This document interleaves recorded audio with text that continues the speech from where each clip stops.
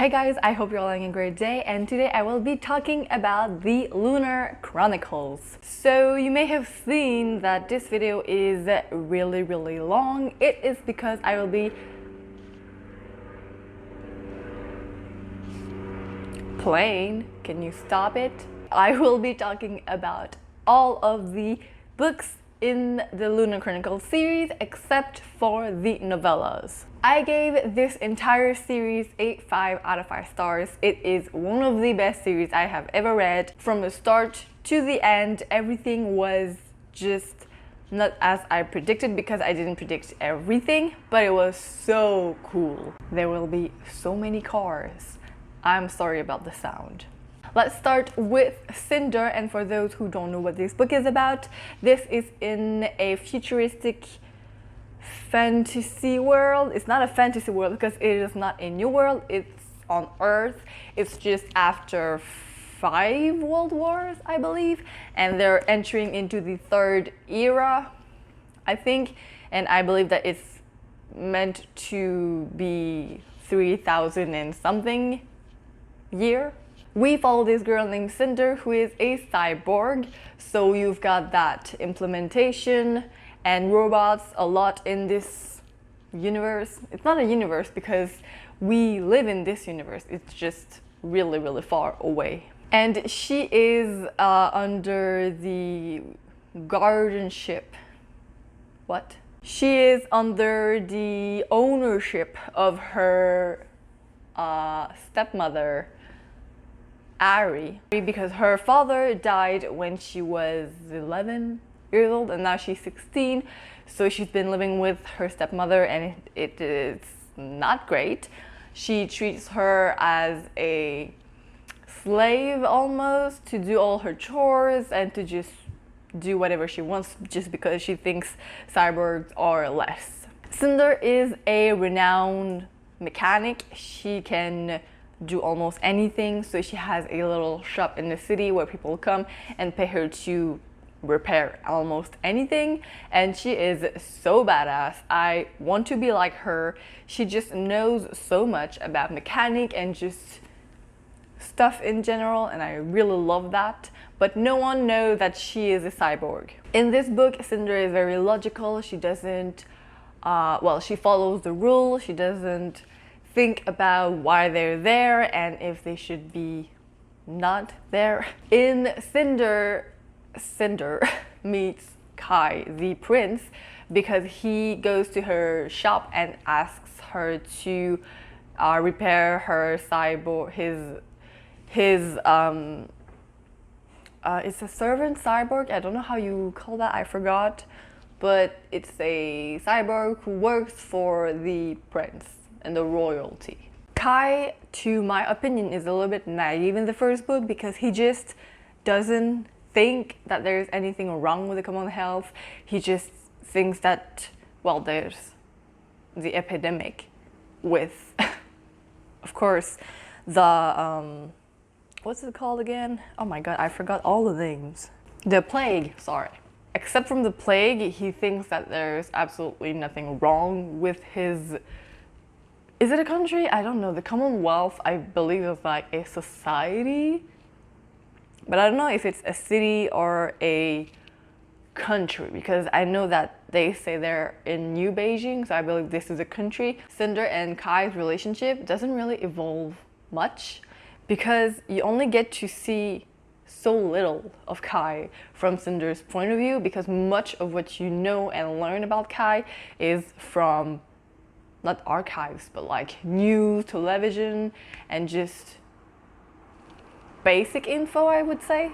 Aiko is the most badass android I have ever read about. She is so cool, and she has that sarcasm that you just don't get with androids normally. The other main character, I would say, in this story is Peony, the little stepsister of Cinder. She's like 14 years old, I believe. Even though she's her stepmother's daughter, she still took a lot of Cinder's side when they would be fighting or arguing about, well, anything.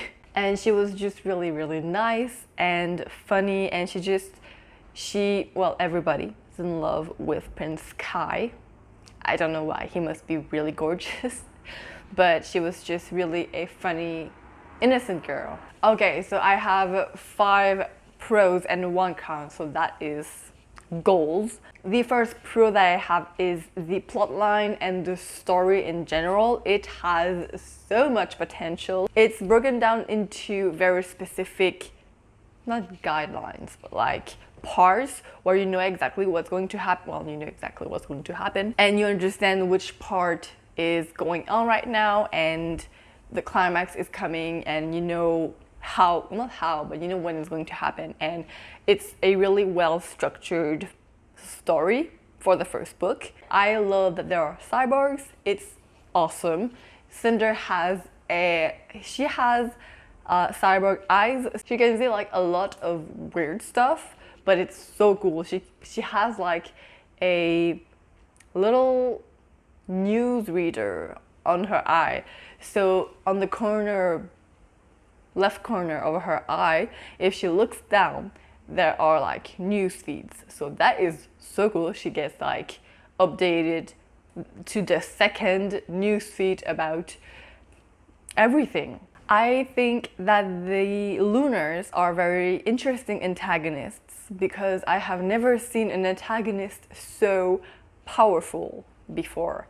Because most antagonists seem really powerful, but then they just have this huge flaw that you just cannot look away from. But in the case of the Lunars, they, in my opinion, didn't have a flaw in the beginning of the series because they can glamour, and their glamour can make you see, think, and believe anything that they want. So they can make you loyal to the queen if they want to. They can make you kill yourself if they want to. They can make you do anything, say anything, just really anything. And it's a really, really dangerous gift to have. And I just thought that they were really interesting antagonists because you don't see a solution to the problem because they want to invade Earth. So that's not great. My only con for this first book is the ending because it was predictable since the second part of the book. So like a third into the book, I knew the ending and it was exactly as I predicted it. So that was kind of sad. Well, no, it's not sad, but there were too many hints that led to this ending, so Alright, so right now I will be talking about spoilers of the first book, so if you have not read Cinder, well, I would have said go to the next book, but it's not really necessary for you, I guess.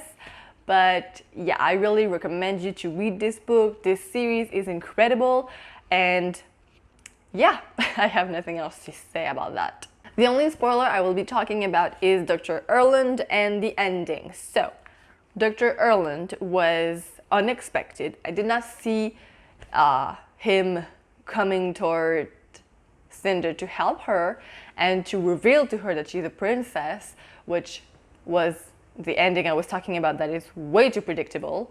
But anyways, as soon as I read that there was this lost princess that some people still believe she was alive, even though there has been no proof of this, I knew she was a lost princess because she had no memory of before being 10 years old, I believe. So that was suspicious. And I was like, oh, she's a princess, isn't she? So that was really obvious. So it's fine, but I predicted it way too early in the book and I didn't like that. Because generally I'm like the worst at predicting stuff that would happen in a book, a movie, a series. I'm the worst. If I can predict something and it happens, you're not doing your job correctly. It was really interesting because throughout the book, Cinder can tell when people lied to her. And Dr. Erland just kept lying to her throughout the whole book. And she knew that he was lying. So I was like, does he know that she can tell if he can lie? I think not, since he continued to lie until the very end, or he explicitly lied to make her think that he was not on the wrong side. I don't know. And the ending was surprising because Kai accepted Queen Levana's, it's not an offer, but her demanding that Cinder would be put on trial on Lunar to be, well, executed, pretty much. So that was it for Cinder. Now let's talk about Scarlet. I gave this book 5 out of 5 stars, obviously, but I gave all the books 5 out of 5 stars, so it's a 5 stars. First of all, Scarlet starts with Scarlet. Yes. What I mean is it doesn't pick up right after Cinder's imprisonment. I don't know if that's how you say it, imprisonment or jail. I don't know. It picks up to Scarlet's story. So Scarlet, she is a human, normal human, who owns, well, her grandmother owns a farm, and she works for herself, I guess.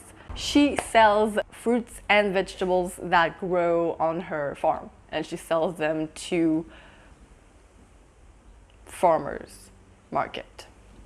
I didn't say that before, but the Lunar Chronicles are written in third person, so that's why it's easy to follow many people at once, because it's told from a outer perspective.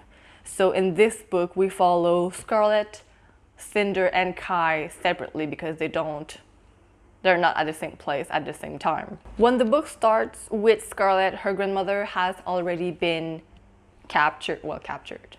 She's been missing for 2 weeks, and the authorities tell her that she probably just ran away and that she is not a problem on their mind right now because she took out her ID chip, and the ID chip is like your citizenship, I don't know. It's what makes you a part of society. So if you don't have one, you're like,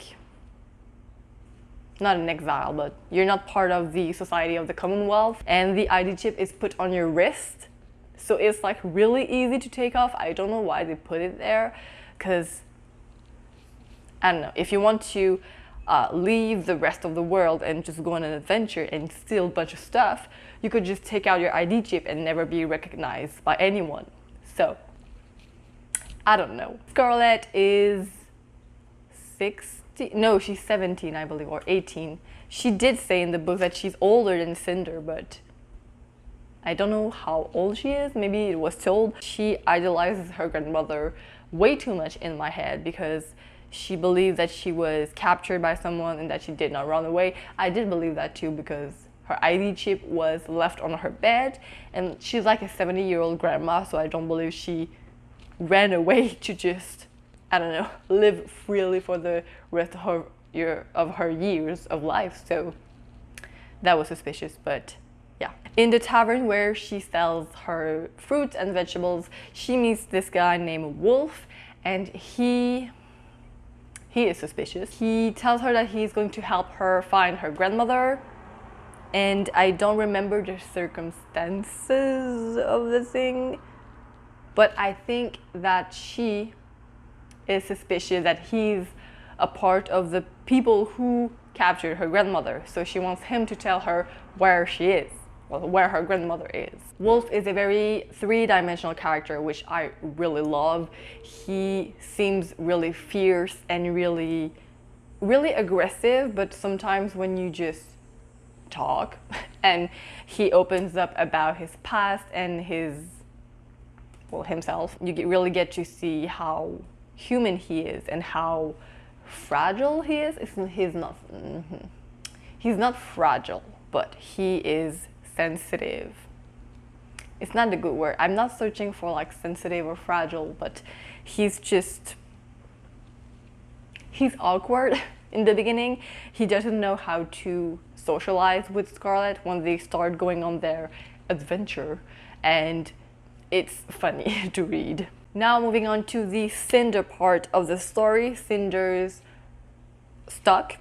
She's stuck in the prison, and she finds a way to escape with Captain Caswell's Thorn. Is it Caswell? I'm not sure. I didn't write it. Let's call him Captain Thorn, because that's how he wants to be called in the books. So, throughout the book, Cinder tries to adapt to her being lunar and her having glamour, and she tries to not become like Queen Levana and use it against other people, but use it to protect herself and to protect the people she cares about, which is not a lot of people, because there is Kai and there's her, and that's pretty much it. She doesn't know what to do about the whole Princess Celine situation thing, and she tries to help everyone, but she ends up like having a lot of problems to just deal with herself. Captain Thorn is a really interesting character. He makes me think of Hook. I don't know why. From Once Upon a Time. I don't really know why, with a mix of like Kenji from the Shadow Me series, because he's just really cocky, but he's really funny and sarcastic. Like, he knows he has good looks and he uses them to, I don't want to say his advantage, but because he never uses them at his advantage, but anyways. So they escape from prison together, and they steal, they take Captain Thorn's spaceship, which he stole. So they take a stolen spaceship to go find a way to, Cinder tells Captain Thorn that she wants to find Princess Celine and that she believes she's still alive, and Captain Thorn agrees to help her to find her. So they try to find a way to find her even though she's right there. So I don't know how that works out, but anyways. We don't see much of Prince Kai, Emperor Kai, but we don't see much of him. We only see him in like very, very brief chapters where his life is not very good because Cinder escapes, so Levana is really pissed, and so she just threatens him all the time to just invade Earth. That's cool. When we talk about his feelings, he doesn't seem to hate Cinder for being a lunar, being a cyborg, having lied to him, and he thinks she manipulated him with her glamour, so he doesn't know what to do about his feelings toward Cinder, but I'm really hoping that it will get better. Okay, so how many I have? 1, 2, 3, 4 pros and 2 cons. Alright, so first pro is how the story is divided. As I said before, in Cinder, how the story is divided is really clear to know what's going to happen and how it's going to happen. And with Scarlet, since we have 2 plot lines very important, they are separated quite equally, and whenever we switch to Cinder or Scarlet, the other is left on a cliffhanger, which I love so much, because you finish Cinder's chapter on a cliffhanger, then you go back to read Scarlet's chapter, but remember that she was on a cliffhanger, so you want to read it even though Cinder's ending is on a cliffhanger. Do I make sense? I don't know. Another pro is Scarlet and Wolf's relationship. I don't want to talk about it too much because there are a lot of spoilers concerning Wolf, because his person is a spoiler. So yeah, but I just really love their chemistry and how they complete each other while they search for her grandmother. Okay, so I said 4 pros, but I think it's like 3.5, because the last 2 kind of match together. So I really love Cinder and Thorn's teamwork throughout the book, because they help each other trying to find Princess Celine. But Cinder's inner thoughts are really dark and really depressive, but you always have Captain Thorn's funny side and jokes and sarcasm, so that would really lighten the book, because Cinder's part were always really dark and sad, because she just would never know what to do with herself, because she has to be a princess and she doesn't know how, and she has to take over Levana's ring and she doesn't know how. So it was kind of not repetitive, but it was difficult to read over and over again, so Captain Thorn was there to lighten the mood. So the first con I have is not a spoiler, but she doesn't tell anyone that she's Princess Celine, and for good reasons, but Problem is that throughout the book, they make some very bad decisions because they don't know that she's Princess Celine. So they just go out in the streets and just do stuff that just would get them recognized, and they don't seem to care. But if she had told them that she was Princess Celine, they would have taken a lot more precaution to anything that they were doing. So I think that would have been a better situation to just tell them, and they would be more they would just have been more cautious with everything. Alright, I forgot my other count is a spoiler, so I will be talking about it in my spoilery section. So I wrote 2 predictions for Cress. So I wrote that they will save Cress from her prison in orbit, but she will die before or after giving the information that they need. Because Cress is a tech genius, if that's how you say that. She can hack into anything and she can do anything on the computer. So that would be very helpful for, well, the team. But I wrote that I predicted that she would die before or after giving the information that they need. Second prediction, at the end, Cinder would take her place as queen and she'll marry Kai, making a real peace treaty that will last. I wrote that concerning Winter, not concerning Cress, but concerning the ending of the series. Alright, so this is the end of the non-spoilery section for Scarlet. So you can go ahead and watch Cress if you want. All the timestamps will be down below.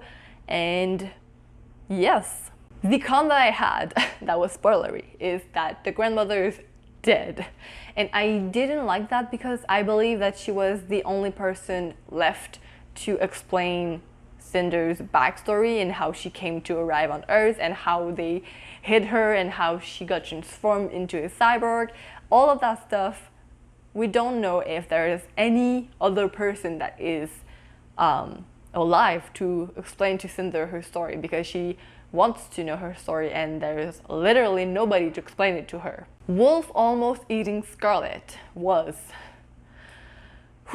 that was like a marathon that I was running. My heart was pumping so hard because I didn't know if he was going to eat her or not. Like, I know love can do many things and like protect and save and a lot of stuff, but can it change someone's will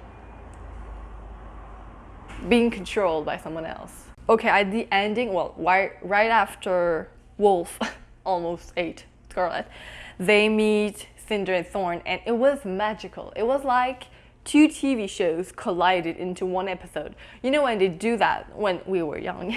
Aiko becoming the spaceship was so funny because at the beginning she didn't understand what she was and how everything came to be, so that was so funny to just read it and just be like, oh god, what is she gonna do? She can't walk, she can't do anything except like being a spaceship. I knew that Wolf was on the wrong side in the beginning of the book, but I did not expect him to be lunar. That was crazy.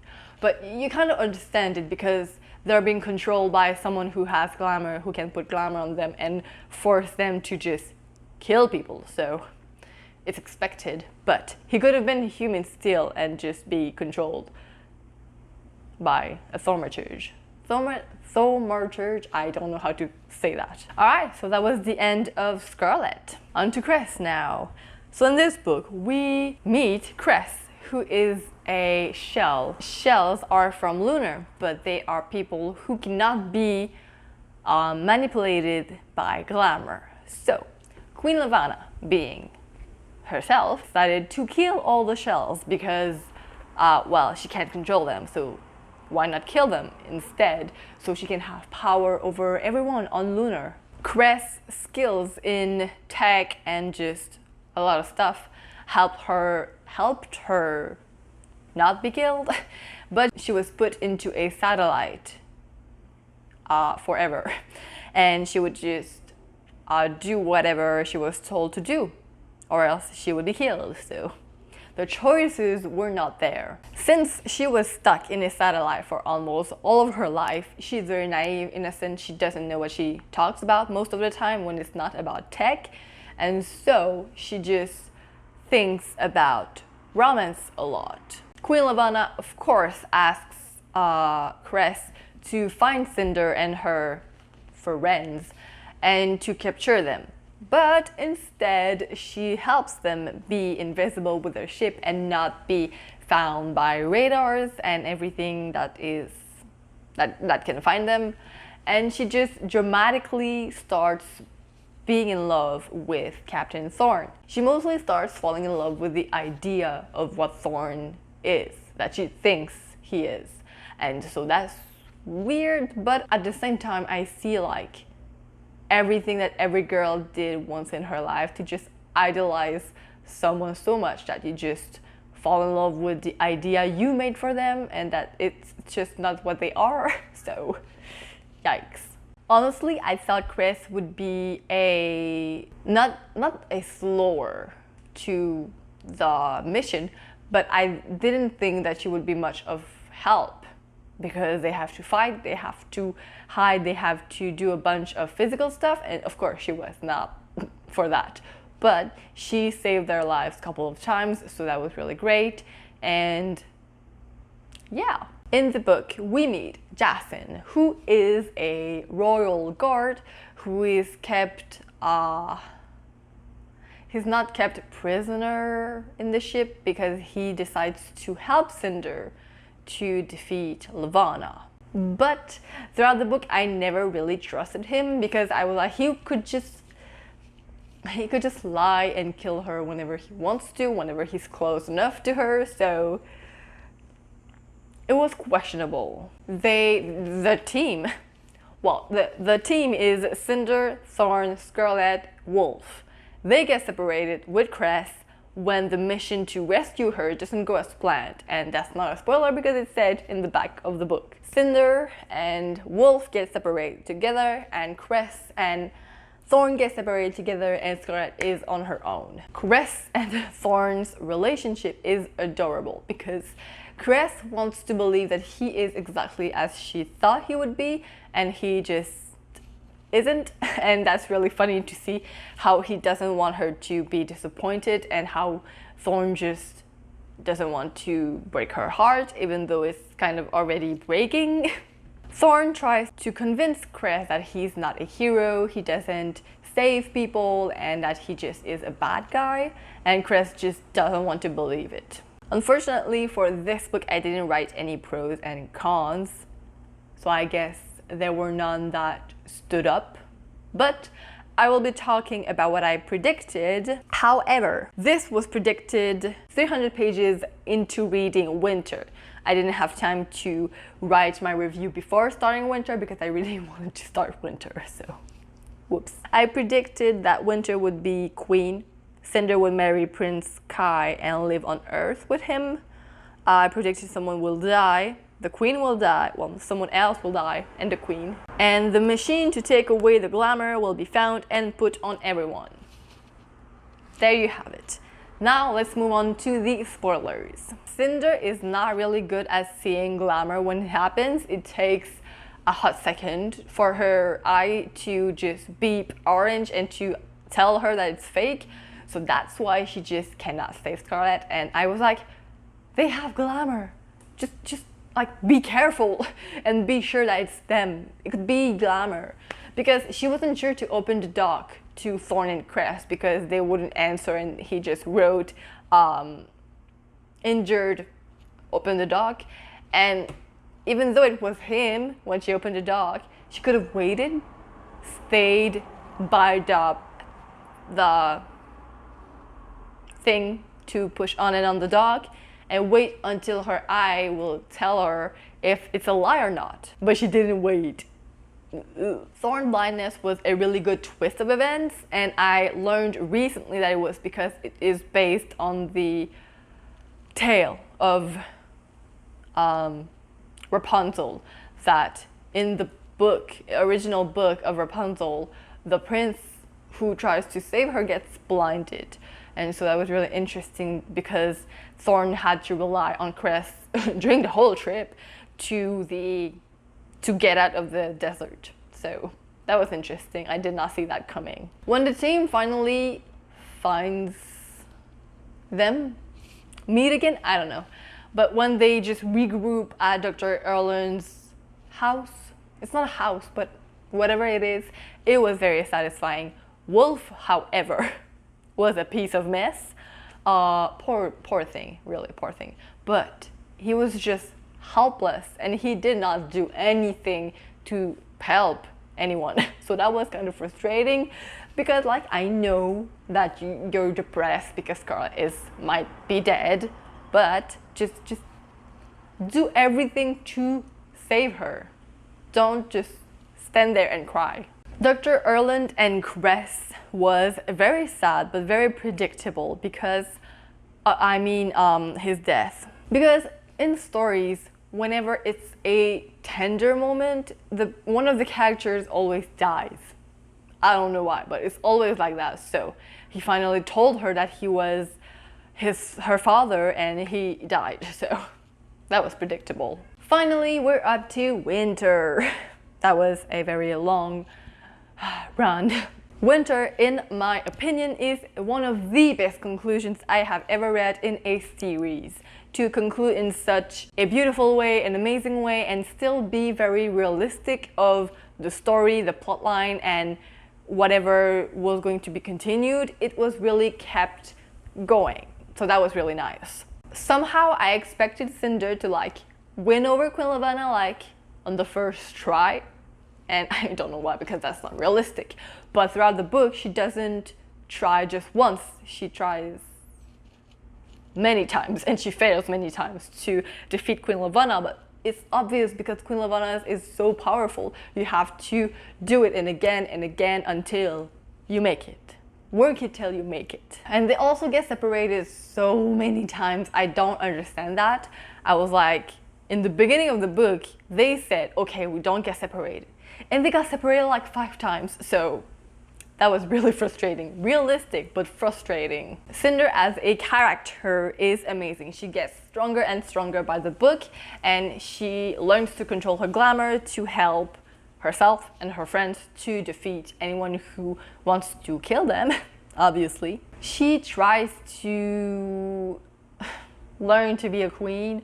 It doesn't work very well, but she tries to do her best because she knows that in the end she will become queen. I was not expecting so many twists and turns throughout the story because they got separated so many times and you had to follow so many point of views that every point of view had a twist in his story, and I was like, this is way too much. It's good, but it's way too much. And I was like, oh my god, this is realistic in the struggles that they had to face, but it was so many struggles. Queen Lavanna. We get to see in the book a glimpse of the reasons why she is, what she has become. And even though this part is supposed to help the reader understand her dark past and how she became such an evil person and that it's not her fault, I couldn't care less. I just didn't care. I don't know why. Her actions are not related to her past. You don't do stuff because of your past. You do stuff because you want to do them and you can do them. So she could control people. She can control people. She chose to control people, and she chose to lie instead of telling the truth. So we have 4 cute couples. We have Cinder and Kai, Scarlet and Wolf, Cress and Thorn, and Winter and Jason, and they are they're so cute. They're so cute. And I know it's a retelling of princesses' stories, so of course it is a really love story, and I love that. And that is it. I have nothing else to say except from spoilers. So this is the end for the people who have not read the series, and I hope you will read it very, very soon because it is one of the best series I have ever read, and you have to read it. You have to. I loved that everyone survived, and it's not really realistic that everybody survives, but the way they survived was realistic, and the way they were saved was realistic also, so that's fine. I didn't expect Winter's recovery. Well, that's not a recovery because she went cray-cray on her powers. She wasn't a shell, so she had her glamour, but she didn't use it, so it made her see things that were not there. So when she used her powers on Scarlet at the end, she went crazy. I don't know. It's not really explained in the book, but she just had like a traumatic event happen to her, and Jason was there to help with her recovery, so that was really, really nice. And Cinder and Kai not being physically together at the end was really sad, because I expected I expected Cinder to give her throne to Winter because she would have wanted to be with Kai, obviously, but she became queen and he became king, so they can't really be together since they don't serve the same planet. Well, it's not a planet, but anyways. And in the end, Thorn's redemption was really funny when Cinder asked the president of the other states to forgive Thorn and to just give him a ship.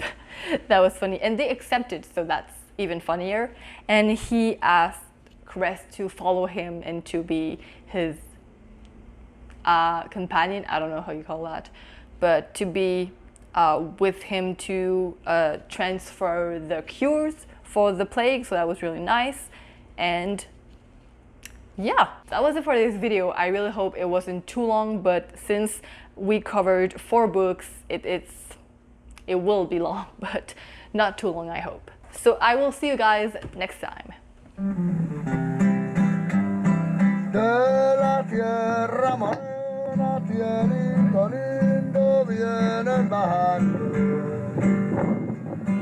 Un par de ojitos negros, lindo de con